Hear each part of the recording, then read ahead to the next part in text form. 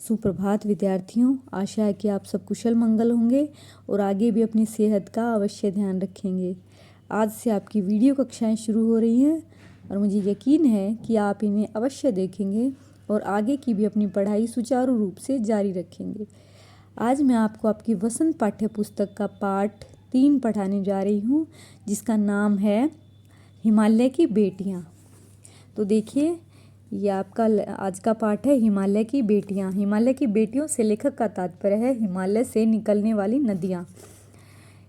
हिमालय से निकलने वाली नदियों को हिमालय की बेटियों के रूप में दर्शाया गया है। इसमें बताया गया है इस पाठ में कि कैसे जो है हिमालय से निकलने वाली नदियां हिमालय से एक छोटी धारा के रूप में बहती हैं, और जब ये मैदानी क्षेत्रों में पहुंचती हैं, ये समतल मैदानों में पहुंचती हैं, तो ये कैसे एक विशाल रूप धारण कर लेती हैं, एक बड़ा रूप ले लेती हैं, और अंत में ये जो है कहाँ पे जाके मिल जाती हैं, समुद्र में जाके मिल जाती हैं। तो यही आपको इस पाठ में बताया गया है। तो देखिए, अभी तक मैंने उन्हें दूर से देखा था। लेखक कहता है कि मैंने जो हिमालय की नदियाँ हैं उनको केवल अभी तक मैंने दूर से ही देखा था। जैसे वो ये कहना चाहता है कि मैंने हिमालय पर्वत से उस नदियों को कभी नहीं देखा था पहले, अब मैं केवल मैदानी क्षेत्रों से ही देखा है। ठीक है, बड़ी गंभीर, शांत, अपने आप में खोई हुई लगती हैं वो नदियाँ। कैसी लगती हैं?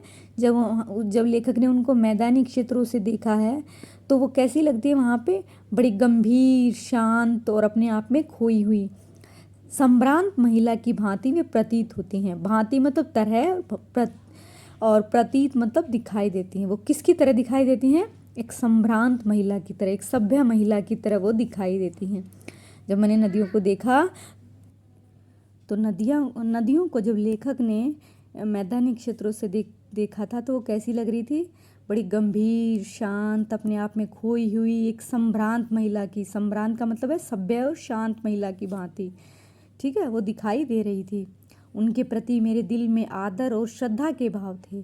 जो नदियां हैं, भारत के बहुत से लोग ऐसे हैं जिनका नदियों के प्रति आदर और श्रद्धा के भाव होते हैं। वो नदियों को माता की तरह मानते हैं। ठीक है, तो माँ और दादी, मौसी और मामी की गोद की तरह उनकी धारा में डुबकियाँ लगाया करता। जो लेखक क्या करता था, वो उसके मन में जो है उन नदियों के प्रति आदर और श्रद्धा के भाव तो थे ही, साथ में जो है उसको कैसा लगता था, जब वो नदियों की धारा में डुबकी लगाया करता था, उसे ऐसा लगता था कि जैसे वो अपनी माँ की, अपनी दादी की, मौसी की, इन सब की गोद में जो है खेल रहा हो, उसे ऐसा महसूस होता था। परंतु इस बार जब मैं हिमालय के कंधे पर चढ़ा तो वे कुछ और रूप में सामने थी। लेखक कहता है कि पहले तो मुझे वो एक माँ की जैसी, माँ, दादी की, मौसी की जो इत्यादि की जो ममता है, उनकी ममता महसूस होती थी जब मैं उसमें डुबकियाँ लगाया करता था। परंतु जब मैंने हिमालय के कंधे पर चढ़कर देखा, देखिए, जब मैं हिमालय के कंधे पर चढ़ा तो वे कुछ और रूप में सामने थी। मैंने देखा, जब मैं हिमालय के कंधे पर चढ़ने का मतलब है हिमालय के ऊपर चढ़ के मैंने देखा तो वो कुछ और ही रूप में थी। मैं हैरान था कि यही दुबली पतली गंगा, यही यमुना, यही सतलुज समतल मैदानों में उतरकर विशाल कैसे हो जाती हैं। लेखक किस लिए हैरान था कि जब ये नदियाँ हिमालय से एक पतली सी दुबली पतली गंगा, मतलब दुबली पतली धारा के रूप में, गंगा, यमुना, सतलुज नदियाँ दुबली पतली धारा के रूप में आती हैं, लेकिन जब ये समतल मैदानों में उतरती हैं, समतल मैदानों में जब ये पहुँचती हैं तो ये इतनी विशाल कैसे हो जाती हैं? विशाल मतलब बहुत बड़ी। तो इतनी बड़ी कैसे हो जाती हैं? यहाँ से तो एक छोटी धारा के रूप में निकल रही हैं हिमालय से, तो वो इतनी विशाल कैसे हो जाती हैं? लेखक को ये सोचकर बहुत हैरानी होती थी। इनका उछलना और कूदना, खिलखिलाकर लगातार हंसते जाना, इनकी यह भावभंगी, इनका यह उल्लास कहाँ गायब हो जाता है मैदान में जाकर। लेखक कहता है कि जब ये हिमालय की गोद में होती हैं, मतलब ये जब हिमालय से निकलती हैं छोटी धारा के रूप में, तो ये वहाँ पे क्या करती हैं? उछलती हैं, कूदती हैं, खिलखिलाकर हंसती हैं, अलग अलग भाव भंगिमाएँ करती हैं।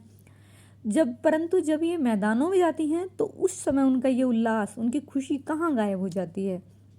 ये सोचकर भी लेखक जो है हैरान था कि जैसे एक छोटा बच्चा अपने पिता की गोद में खेलता है, कूदता है, हंसता है, अलग अलग भाव भंगिमाएँ करता है, खुश होता है, तो ऐसे ही नदियाँ भी अपने पिता की गोद में, यहाँ पे हिमालय को नदियों के पिता के रूप में दर्शाया गया है।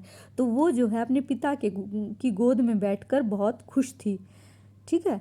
लेकिन जब ये मैदानों में जाती हैं तो ये इनकी खुशी कहाँ गायब हो जाती है। किसी लड़की को जब मैं देखता हूँ, किसी कली पर जब मेरा ध्यान अटक जाता है, तब भी इतना कौतूहल और विस्मय नहीं होता जितना कि इन बेटियों की बाल लीला देखकर। लेखक कहता है कि जब मैं किसी सुंदर लड़की को देखता हूँ या फिर किसी कली पर मेरा सुंदर सी कली पर मेरा ध्यान अटकता है, मतलब मैं उन दोनों चीज़ों की तरफ आकर्षित होता हूँ, तब भी उनके बारे में जानने की मेरी कौतूहल मतलब जिज्ञासा का मतलब होता है जानने की इच्छा। तो मुझे उनके बारे में इतना कौतूहल, इतने जानने की इच्छा और विस्मय मतलब हैरानी, तो मुझे इतना कौतूहल और इतना विस्मय यानी कि हैरानी नहीं होती उन दोनों चीज़ों को देखकर जितना कि इन बेटियों की बाल लीला देखकर। जितना कि जब मैं इन्हें अपने पिता की गोद में देखता हूँ खेलते हुए, तो जब उनकी बाल लीलाएं देखकर मुझे इतनी हैरानी नहीं होती जितनी मुझे कब होती है, तब ये जब होती है जब ये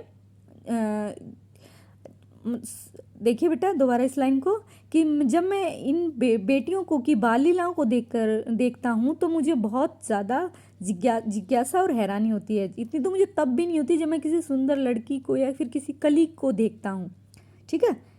तो इसमें इनके भेद बताया गया है। जब वो कली और लड़की को देखता है उसको वो भी इतनी मतलब पसंद नहीं आती है जितनी जो है नदियाँ जो है बाल लीलाएं करती हुई अपने पिता की गोद में बाल लीलाएं करती हुई जो है दिखाई देती हैं। उनके बारे में उसकी और भी उनको देखकर उसका कौतूहल और उसका जो विस्मय है, उसकी जानने की इच्छा और हैरानी जो होती है वो और भी ज़्यादा हो जाती है। कब हो जाती है? जब वो उन्हें देखता है अपने पिता की गोद में खेलते हुए। अब देखिए कहाँ ये भागी जा रही हैं, ये कौन लक्ष्य है जिसने इन्हें बेचैन कर रखा है। लेखक कहता है कि मुझे ये पता नहीं चलता कि कैसे ये मतलब ये जैसे मैदानी क्षेत्रों में हम नदियों को देखते हैं तो ये भागी जा रही होती है, तेज रफ्तार में होती है। तो लेखक कहते हैं कहाँ भागी जा रही है, कौन है इनका वह कौन लक्ष्य है जिसने इन्हें बेचैन कर रखा है, मतलब इनका लक्ष्य क्या है जिसको ये प्राप्त करना चाहती हैं। अपने महान पिता का विराट प्रेम पाकर भी अगर इनका हृदय अतृप्त ही रहा है तो वह कौन होगा जो इनकी प्यास मिटा सकेगा। तो वो कहता है अरे ऐसा क्या लक्ष्य है इनका जिससे पाने के लिए बेचैन है।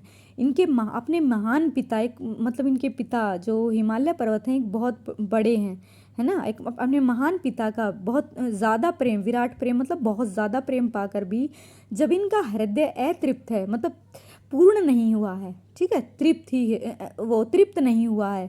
तृप्त होना मतलब पूर्ण होना, किसी इच्छा की तृप्ति होना। लेकिन इतना बड़े पिता का प्रेम पाकर भी इनका हृदय अतृप्त ही है, तो वो कौन है जो इनकी प्यास मिटा सकेगा, मतलब इनके हृदय को जो है तृप्त करेगा, ऐसा कौन है।